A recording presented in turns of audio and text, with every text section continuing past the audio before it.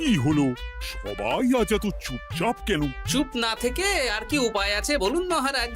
আরে কি হয়েছে সেটা বলবে তো। বললেই তো ঝগড়া। দেখছেন মহারাজ, গোপাল কেমন প্যাঁচ দিয়ে দিয়ে কথা বলছে। তাই তো দেখছি। গোপাল, খুলে বলো বলো, কি বলতে চাইছো? আসলে মহারাজ, আমরা সবাই একটা অনুরোধ অনেকদিন আগেই করেছি, কিন্তু কিন্তু কি?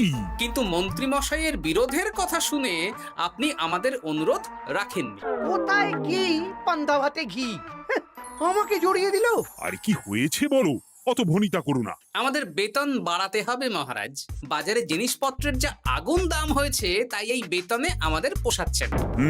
বুঝতে পারছি, কিন্তু সবাইকে এখন বেতন বাড়ালে মহারাজের রাজকোষে টান পড়বে, তাই না মহারাজ? হ্যাঁ, তা তো বটেই। আমার মতন একজন সৎ নিষ্ঠাবান উপদেষ্টাদায়ক মন্ত্রী থাকতে আমি এসব হতে দিতে পারবো না। মহারাজ, বিগত 3 বছর ধরে একই বেতনে কাজ করছি। নুন আনতে তো পান্তা ফুরিয়ে যাচ্ছে মহারাজ। বাড়িতে গিন্নিকে কোনো হাত খরচ দিতে পারি না বলে কত কথা শুনতে হয় জানেন মহারাজ। রাজসভায় ভাষণ না দিয়ে বাড়িতে গিন্নিকে শাসন করো। আমি আজকাল আমার গিন্নিকে যা শাসন করি না, আমার ওপরে ও টু শব্দটাও করতে পারে না। তাহলে কি দাঁড়ালো? তোমাদের বেতন এখন বাড়ানো হচ্ছে না।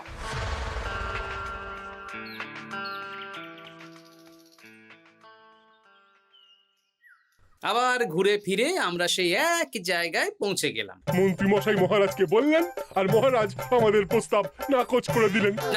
এভাবে হবে না, অন্য রাস্তা ভাবতে হবে, অন্যভাবে চিন্তা করতে হবে।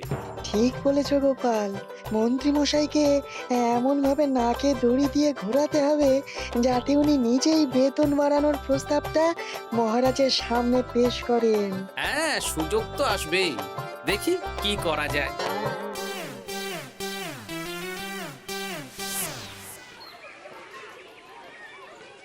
সারাদিন তোদের খেলাধুলো চলছে। আরে, পড়াশোনা ভুলে গেছিস নাকি? হ্যাঁ, বেশি পড়াশোনা করে কি হবে দাদু? বুদ্ধিমান হবি, পরে ভালো চাকরি করবি, ব্যবসা করবি, আনন্দে খুশিতে দিন কাটাবি। এখন তো আমরা আনন্দেই আছি দাদু। চুপ! শোন, আমরা একটা কাজ করে দিতে পারবি? কি কাজ বলো দাদু? তোরা ফাঁকতালে মন্ত্রী মশাইয়ের উপরে নজর রাখবি। উনি ওনার গিন্নির উপর কিভাবে শাসন করেন সেটা এসে আমাকে জানাবি। আচ্ছা দাদু।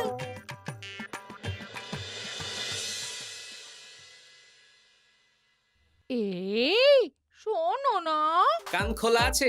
চট করে বলে ফেলো, ঝট করে শুনে ফেলি। একটা তোমার কাছে আবদার করছি, আবদার? রাগ করে না জানো। হ্যাঁ, তা কি আবদার শুনি? আমাকে 5টা মোহর দেবে গো।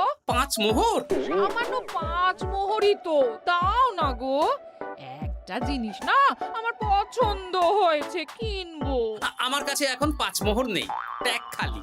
একদম বাজে কথা বলবে না তো। আমি মোহর চাইলেই তোমার ট্যাগ খালি হয়ে যায় না। এই বিরক্ত করো না তো।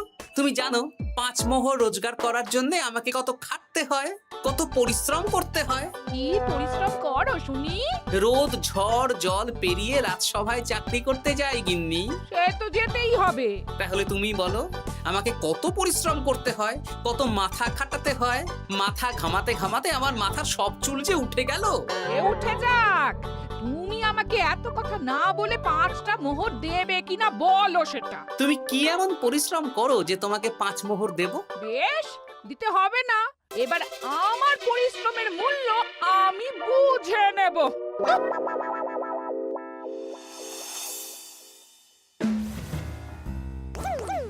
এই এই শোনো না, আজকে বেলার দিকে বাজারে গেছিলাম।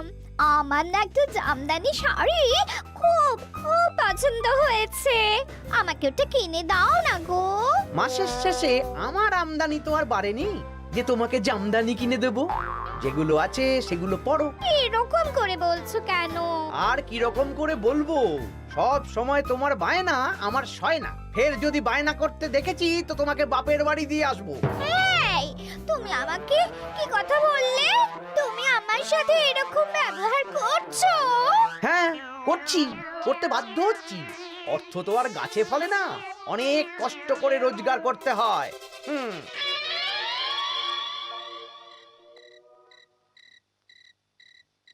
আহ, কি সুন্দর গন্ধ।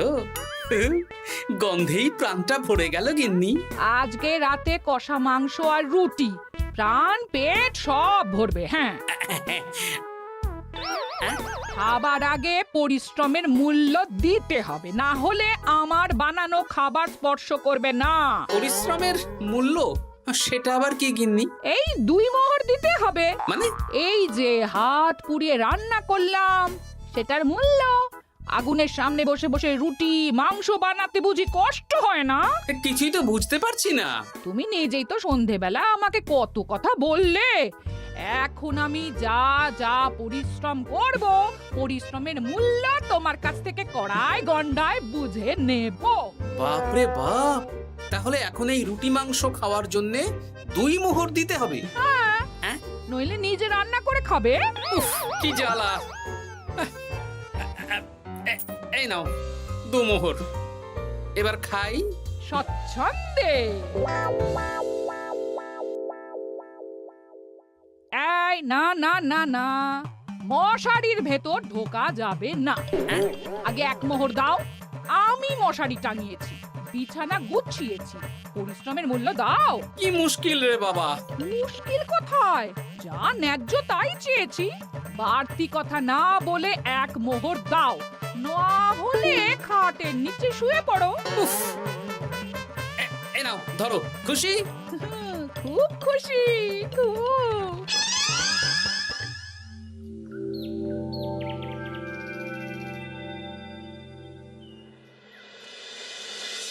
ফতুয়াটা কোথায় গেল? ফতুয়া। আরে ও গিন্নি, এই না তোমার ফতুয়া, আমি কেচে মার দিয়ে শুকিয়ে রেখেছি। এটা পরে রাজসভায় যাও। ও, এই তো চাই। আমারও চাই। তোমার আবার কি চাই? 2 মোহর, পরিশ্রমের মূল্য দিলে দাও, না হলে খালি গায়ে রাজসভায় যাও। হ্যাঁ, উফ, কি জ্বালা। জ্বালা কিসের? আমি তো আমার পরিশ্রমের মূল্য চাইছি। হ্যাঁ, এই নাও ধরো। এরকম খুচখাচ নাচে একবারে বলো তো কত মোহর লাগবে? তুমি তো আমার কাছের লোক, তাই প্রত্যেকদিন 3 মোহর করে দিও। হ্যাঁ প্রত্যেক দিন? হ্যাঁ, প্রত্যেক দিন। আমার হাত খরচ গো। উফ, কি জ্বালা। ওই দেখ, দাদু কিরকম শুকনো আমসত্ত্বের মতো মুখ করে আসছে। কি হলো দাদু? দিদার সাথে ঝগড়া হয়েছে নাকি? না না, ঝগড়া না, অনেক জ্বালা। তোদের আর কি বলবো। যাই হোক, ওই মন্ত্রী মশাইয়ের খোঁজ নিয়েছিলি? হ্যাঁ দাদু, গতকাল সন্ধ্যাবেলা মন্ত্রী মশাই শাসন দেখে এলাম, ভাষণ শুনে এলাম। কিরকম? গতকাল সন্ধ্যাবেলা আমার না একটু জামদানি শাড়ি খুব খুব পছন্দ হয়েছে। মাসের শেষে আমার আমদানি তো আর বাড়েনি যে তোমাকে জামদানি কিনে দেব। সব সময় তোমার বায়না আমার সয় না। ফের যদি বায়না করতে দেখেছি তো তোমাকে বাপের বাড়ি দিয়ে আসবো। আচ্ছা, এই ব্যাপার। এই তো, এবার আমার জ্বালা মিটবে, চিন্তা কমবে। কিসের জ্বালা? কিসের চিন্তা দাদু? সেসব জেনে কাজ নেই তোদের ভোলার দোকানের মিষ্টি খাইয়ে দেবো। হ্যাঁ, এখন রাজসভায় যাব, তারপর দুপুর বেলা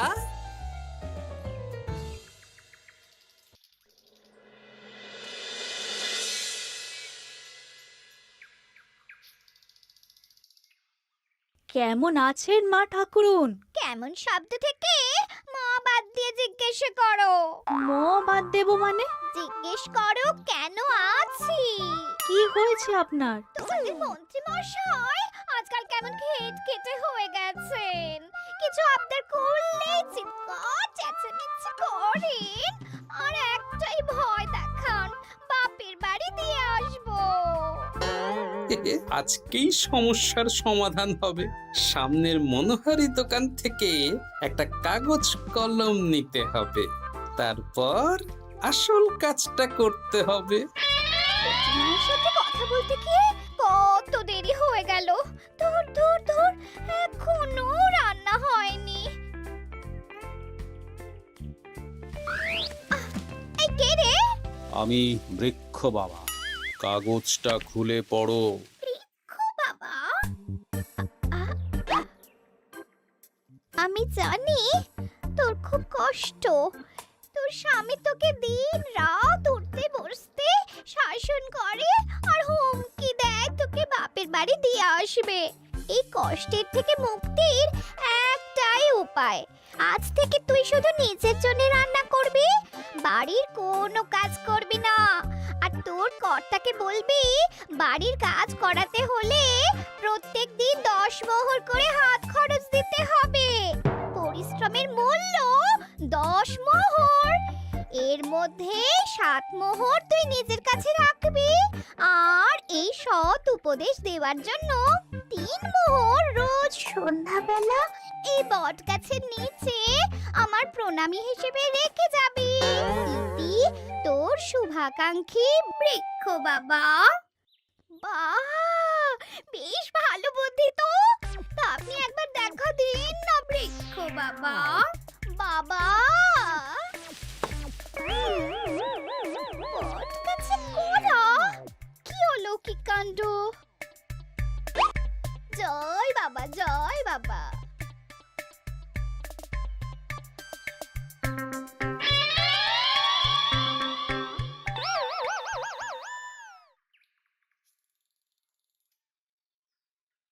আরে গিন্নি, তুমি একা একা খেতে বসে পড়েছো? হ্যাঁ, খিদে পেয়েছিল তাই খেতে বসে পড়লাম। আরে আমাকে ভাত বেড়ে দেবে তো নাকি? তোমার খাবার তুমি রান্না করে নাও, আমি নিজের মতন রান্না করেছি, নিজে খাচ্ছি। এই ছেড়েছে, আমি রান্না করতে পারি নাকি? রান্না করতে পরিশ্রম লাগে, তাই আগে পরিশ্রমের মূল্য দাও। প্রত্যেক দিন 10 মোহর, তারপর রান্না করব, ঘরের কাজ করব। এই তো মহা মুশকিল। কোনো মুশকিলের ব্যাপার না। না, দেখি বাইরে ভোজনালয়ে কিছু খাবার পাওয়া যায় কিনা। দেখো এত বেলায় খাবার পাও কিনা। তাছাড়া বাইরে তেল ঝাল খাবার খেয়ে শরীর খারাপ করলে আমাকেই তো দেখতে হবে। তখন কিন্তু আমার পরিশ্রমের মূল্য 15 মোহর প্রতিদিন হয়ে যাবে। কি জ্বালা! কোনো জ্বালার ব্যাপার নেই, আমি খেয়ে উঠে চট করে রান্না করে দিচ্ছি। তুমি 10 মোহর প্রস্তুত রেখো। আচ্ছা, সন্ধেবেলা দেবো।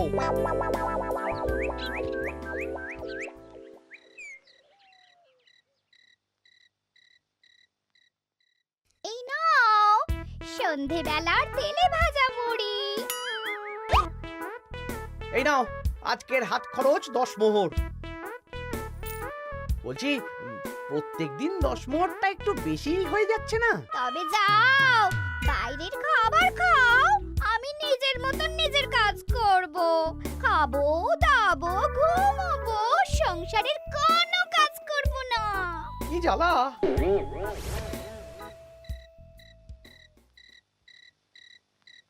ধন্যবাদ বৃক্ষ বাবা, আপনার দেওয়া বুদ্ধিতে কাজ হয়েছে।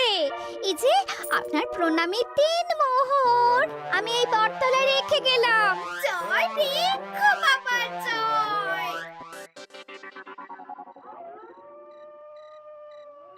কি মা ঠাকুরুন, ভালো আছেন তো? হ্যাঁ হ্যাঁ গোপাল দাদা, ভালো আছি। তুমি কেমন আছো? আমিও ভালো আছি।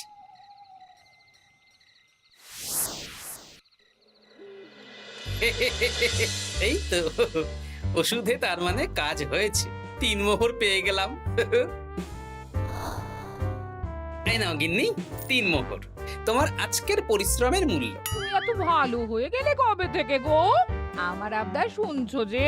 তুমি আমার 7টা না 5টা না, একটা মাত্র বউ, আবদার তো শুনতেই হবে।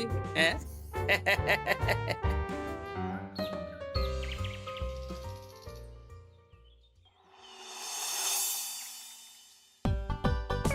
এই নাও, তোমার জন্য ফুলকো ফুলকো লুচি আর আলুর তরকারি বানিয়েছি। রাজসভা থেকে ফেরার সময় বাজার থেকে পাকা কাতলা নিয়ে এসো।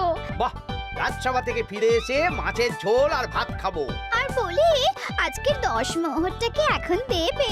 ওরে বাবা, আজকেও দিতে হবে? সে তো দিতেই হবে, আমি তো কালকেই বললাম প্রত্যেক দিন 10 মোহর করে দিতে হবে। হ্যাঁ, দিচ্ছি দিচ্ছি।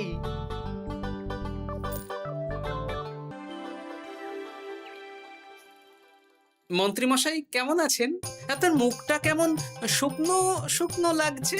শুকনো তো হবেই, প্রত্যেক দিন গিন্নিকে হাত খরচ বাবদ 10 মোহর করে দিচ্ছি। 500 মোহর বেতন পাই। এইভাবে চলতে থাকলে 300 মোহর তো গিন্নিকেই দিতে হবে। সে তো দিতেই হবে, মা ঠাকুরুন এত পরিশ্রম করেন। আমিও আমার গিন্নিকে রোজ 3 মোহর করে হাত খরচ দিই, কিন্তু আমার মনটা বেশ ফুরফুরেই আছে। বাবা, আমার কষ্ট দেখে তোমার আনন্দ হচ্ছে নাকি? না না, কি যে বলেন। একটু দেরি হয়ে গেল। যাই হোক, আলোচনা শুরু করা যাক। এর একটা বিহিত করতেই হবে।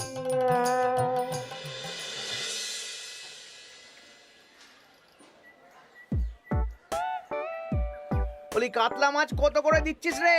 পাকা কাতলা আছে 104 মোহর। ওরে বাবা, আপনি তো 5 মোহর দিয়েও আগের মাসে 100 মাছ কিনেছেন, এখন তো দাম কমেছে, তাও ওরে বাবা করছেন।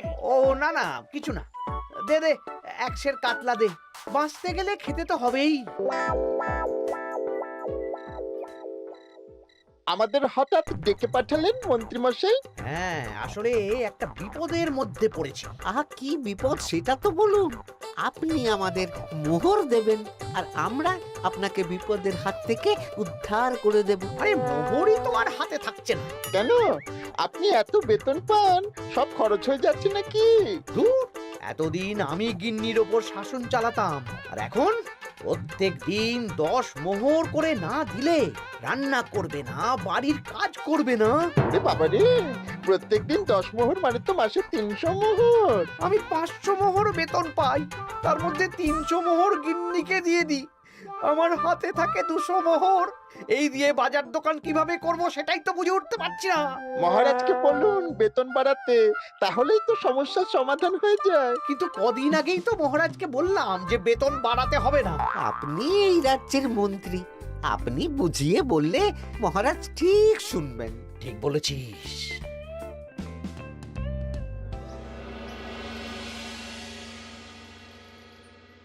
বুঝলে সবাই, আজ আমি মহারাজের কাছে আমাদের সবার বেতন বাড়ানোর প্রসঙ্গ তুলব। কেন? এই তো আপনি কদিন আগে বললেন বেতন বাড়ানো যাবে না। আরে বাবা, বেতন না বাড়ালে এরপর আমাকে পথে বসতে হবে, বুঝতে পারছো না? বেশ, এতদিনে আপনার সুমতি হলো তাহলে। আর মহারাজ যদি রাজি না হন? তাহলে আমরা সবাই একসাথে আন্দোলন করব। মন্ত্রী মশাই আমাদের পাশে থাকলেই হবে। হ্যাঁ, থাকবো থাকবো। মহারাজ, আমার একটা আর্জি ছিল। কি আর্জি বলো মন্ত্রী? আমি অনেক ভেবে দেখলাম, কয়েকদিন আগে সভাসদেরা ঠিক কথাই বলেছিল। কি ঠিক কথা? মানে বাজারে জিনিসপত্রের দাম বেড়ে দ্বিগুণ হয়েছে, কিন্তু আমাদের বেতন একই রয়েছে। হ্যাঁ, মানছি, কিন্তু হঠাৎ করে আমি বেতন বাড়াতে পারবো না। তুমি নিজে রাজকোষে টান পড়বে, এখন তুমি নিজেই আবার অন্য কথা বলছো। বলতে বাধ্য হচ্ছি মহারাজ, সংসারের খরচ সামলাতে গিয়ে মাথা খারাপ হয়ে যাচ্ছে। আমাদের বেতন বাড়াতে হবে। বাড়াতে হবে, বাড়াতে হবে। হ্যাঁ মহারাজ, এভাবে চলতে পারে না। রাজ্যের রোজগার বাড়ছে, কিন্তু আমাদের বাড়বে না। তাহলে এই রাজসভায় চাকরি করে কি লাভ মহারাজ? মহারাজ, গোপাল মন্ত্রী মশাই ঠিকই বলেছে। মহারাজ, বেতন বাড়িয়ে দিন, নইলে আর পারা যাচ্ছে না। বেশ বেশ, তোমরা এত করে বলছো যখন, তোমাদের সবার বেতন বাড়ানো হবে। আগামী মাসে যা বেতন পাবে তোমরা, তা বর্ধিত হারেই পাবে। কি সবাই খুশি তো? খুব খুশি। ধন্যবাদ মন্ত্রী মশাই। ঠিক আছে ঠিক আছে। আরে ধন্যবাদ আমাকে দাও বিজ্ঞানী, আমার জন্যই তো বেতন বাড়লো। মনোজা, আরে আমি তো মহারাজকে বললাম বেতন বাড়ানোর কথা। আপনি তো নিজের মন থেকে এমনি এমনি বলেননি, মানে আমি আপনাকে বলিয়েছি মন্ত্রী মশাই। তুমি আবার কখন বলালে? এই যে রোজ আপনার 10 মোহর করে খরচ হয় গিন্নিমার হাত খরচ বাবদ, সেটা তো আমার বুদ্ধিতেই। আরে কি বলছোটা কি? ঠিকই বলছি। কিছুদিন আগে একটা বট গাছের নিচ দিয়ে আপনার গিন্নি যাচ্ছিলেন।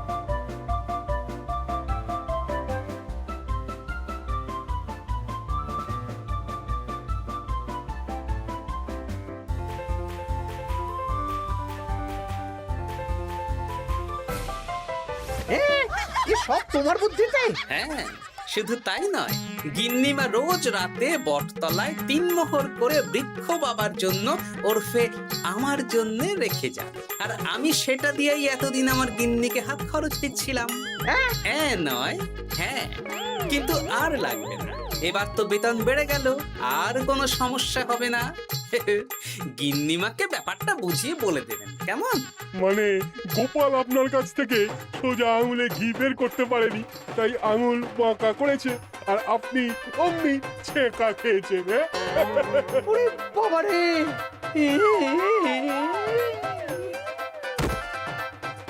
এই তোলো তোলো, মন্ত্রী মশাইকে তোলো, যা ছ্যাঁকা খেয়েছেন এখন কদিন আর ওনার জ্ঞান ফিরবে না। ওই তো চিকিৎসা শুরু করো।